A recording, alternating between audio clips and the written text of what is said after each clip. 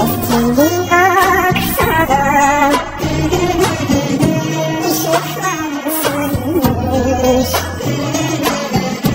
zalimler kurulmuş,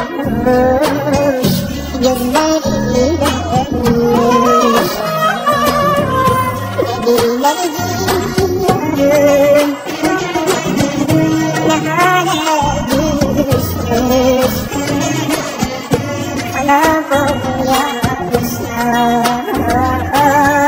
şu Filistin'i. Feryat veriyorlar, kardeş bacılar, her gün ölüyorlar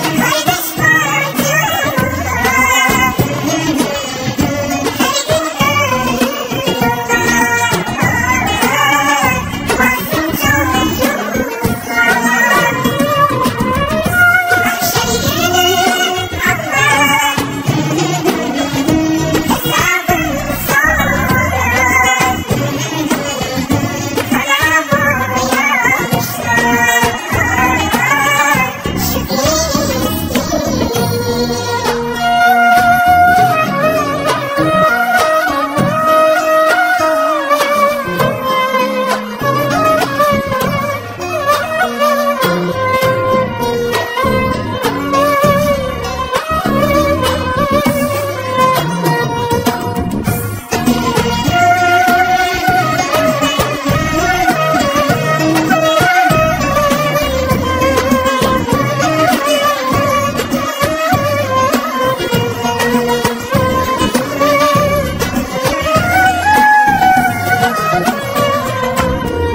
Beytullah'tan önce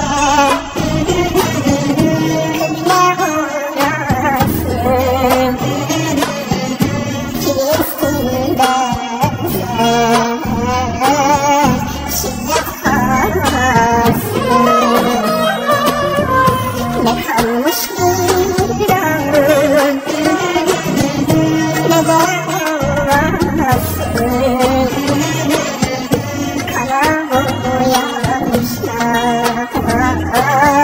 şu Filistin'i. Feryat veriyorlar, kardeş bacılar, her gün ölüyorlar masum çocuklar.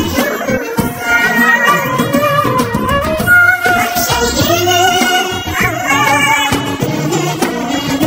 hesabını sorar, kana boyamışlar şu Filistin'i.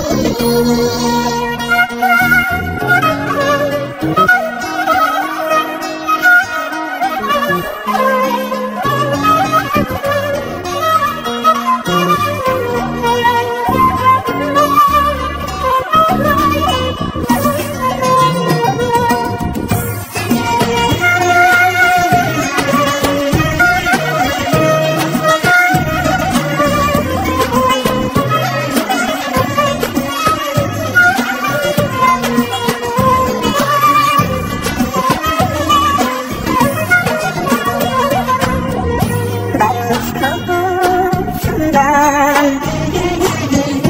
çiçekler solmuş, cami minarede bakıyor.